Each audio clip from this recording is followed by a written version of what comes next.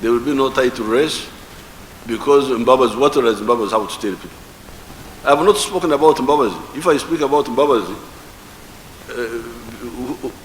unless Ugandans are mad, they can't support Mbabazi. Support Mbabazi, why?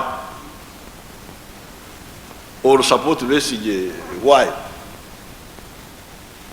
They are just telling lies, and I will expose the lies. Fortunately, I am here, I am not dead. If I was dead or sick, I couldn't move, they could go around and tell lies. We still had a lot of problems.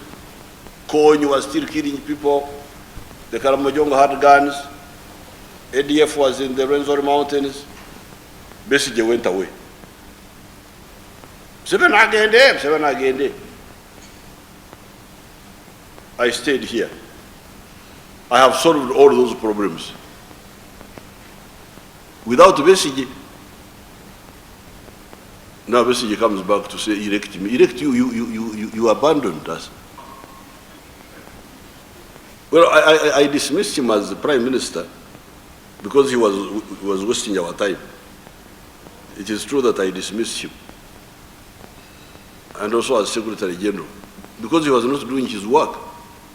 And he was bringing Mkwe in our party.